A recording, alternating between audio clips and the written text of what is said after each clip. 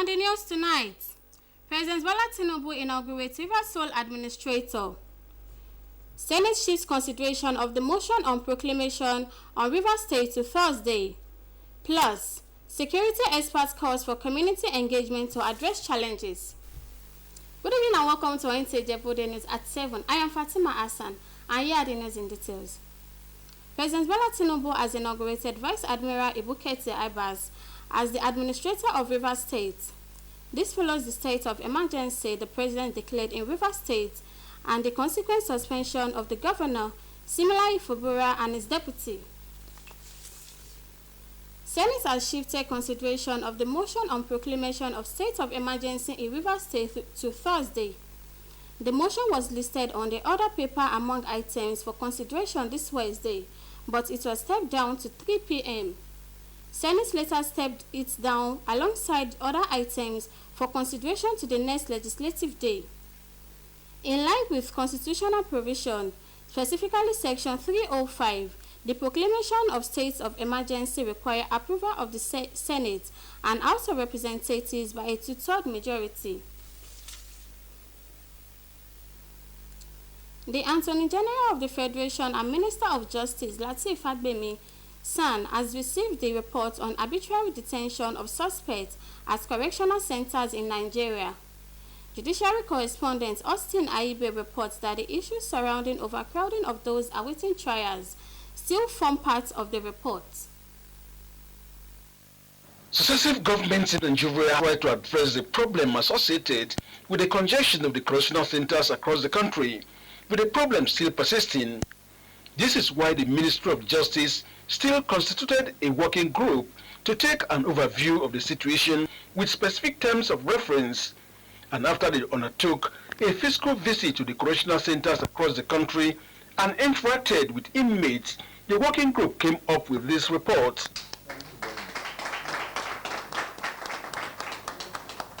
Some of the issues highlighted from the report include cases of overcrowding of inmates, unnecessary long detention without trial, many inmates having no access to legal representation, and others battling with illnesses.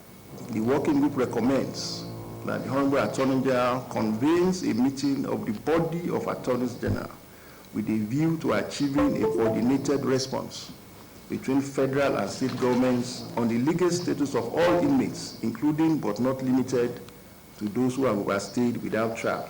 The Attorney General of the Federation and Minister of Justice commended the group, saying the report is part of ongoing reform in the justice sector in line with the international conventions and protocols which Nigeria is a signatory to. The objective of these reforms is to provide suitable solution to the issue of inmates spending unreasonable period in detention, enhancing conditions in correctional centers, and facilitating treatment, rehabilitation, and reintegration of inmates.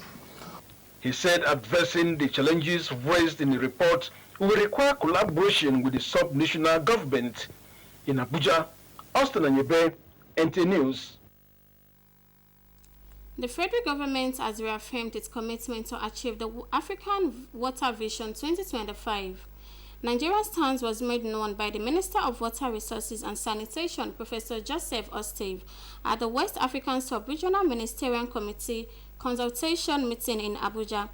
Usman Zubairi reports that the minister also tasked West African nations to intensify efforts towards realizing this vision.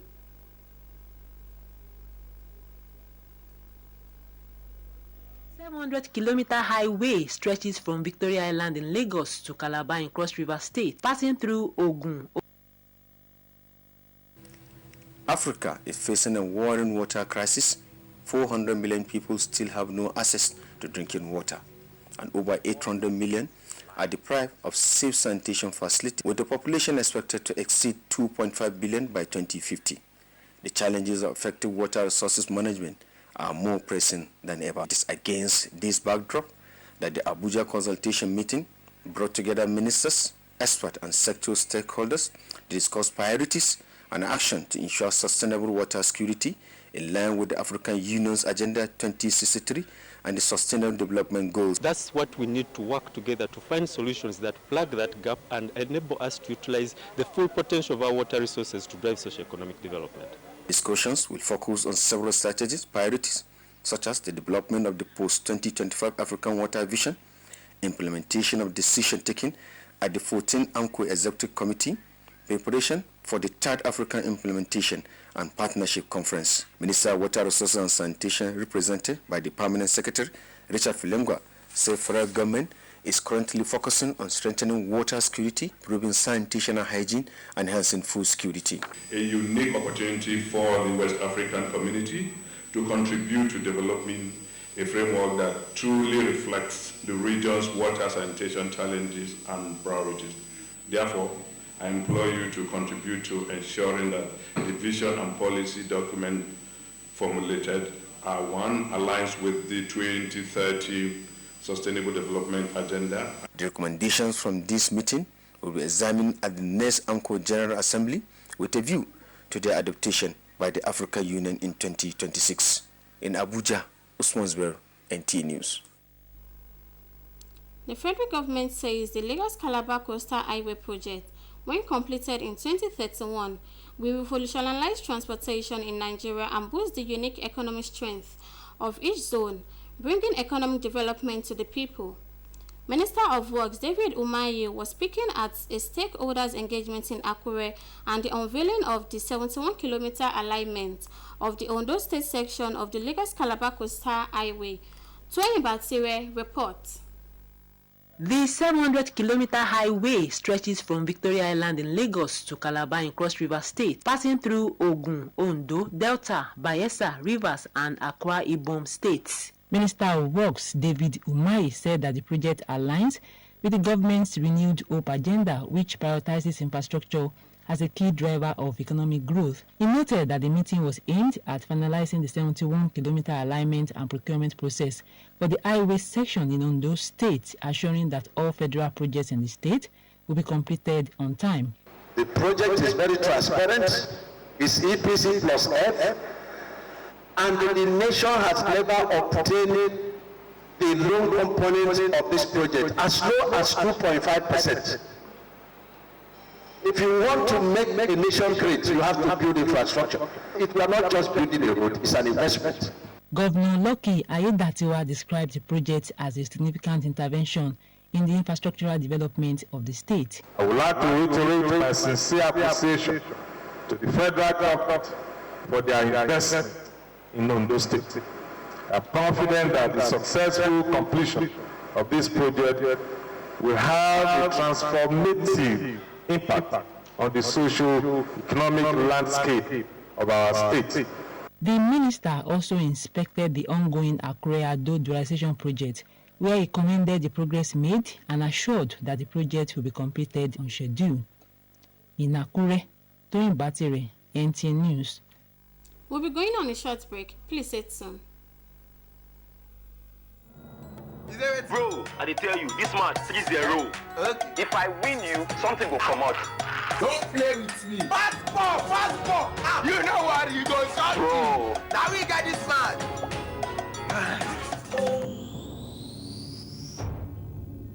Keep the banter going with Glow Borrow Me Credit or Data. Dial star 303 hash to borrow airtime or data and pay later. Is it ready? Power your relentless ambition with ultra-high-speed data. Glow Unlimited. Welcome back and thanks for joining us. We bring you a story of hope, resilience, and long-awaited relief for thousands of Nigerians fighting for their lives against kidney disease. Fatima Issa, who visited the hospital concerned, has this to say. The world is faced with numerous security challenges ranging from insurgencies, communal clashes, kidnapping, and cyber crimes. These have become the order of the day, and to assess Nigeria's security challenges and recommend actionable solutions necessitated the holding of this security summit. The summit, with the theme Insecurity and the Nation, the journey thus far, provided a platform for evaluating past efforts current realities and future strategies for tackling insecurity. If there is any occurrence of insecurity in any region, any state, anywhere, the local people are the first people to be aware of where it is carried out, where they have even taken such suspects to, where they are aboard. So you can't solve insecurity except to visit it locally. While commending the efforts of security agencies in tackling insecurity in the country, which is not just a Nigerian factor but a global challenge, Director General, Nigeria Army Resource Center, Major General Garba Wahab says adaptive defense mechanisms are necessary. We will develop human capital. There are social justice for fairness. And finally, that's about everybody. The elites, the political and economic elites must lead. They must provide what it takes because they are the leaders. We go back on aggressive engagement. We need a local system that is working. The summit further advocated regular zonal security summits to address regional specific threats and ensure that strategies are tailored to peculiarities of each geopolitical zone.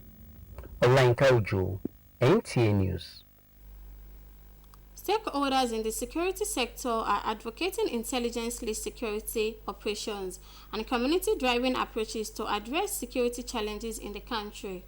This was at the second edition of the National Security Summit organized by the Green Assembly Initiative in Abuja. Nta Ijebu Ode reports.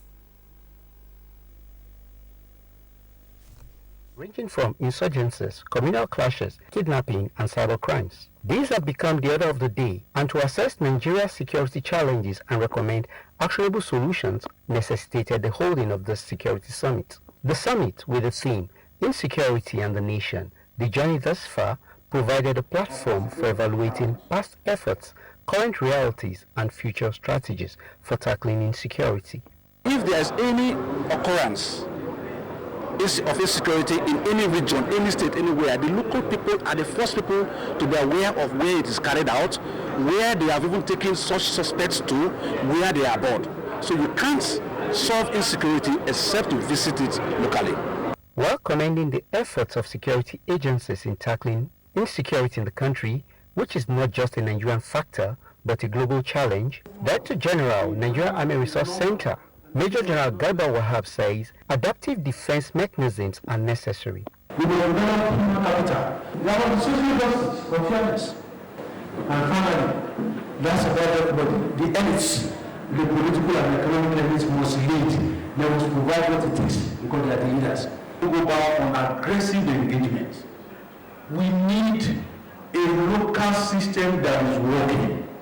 The summit further advocated regular zonal security summits to address regional specific threats and ensure that strategies are tailored to peculiarities of each geopolitical zone. Nta Ijebu Ode, NTA News. That's all we have for you tonight on Nta Ijebu Ode News at 7. Join us tomorrow for more interesting stories. Good night. How far, Niger? Welcome to the Glow Cafe app. Come in. Because it's time for an upgrade. Your own personal Glow Cafe app open 24/7. Welcome to bigger, better, smarter. Welcome to total control of your data, your airtime. Mom, I'll call you back. How you buy? I'll send you data. How you share and how you recharge. Movies, gaming, music. All in one place. Welcome to More Value. Download the upgraded Glow Cafe app and get more data. Get 100% recharge bonus and get a massive 100 gigabytes data bonus when you register. Want it all? Download all this into this. Glow Unlimited.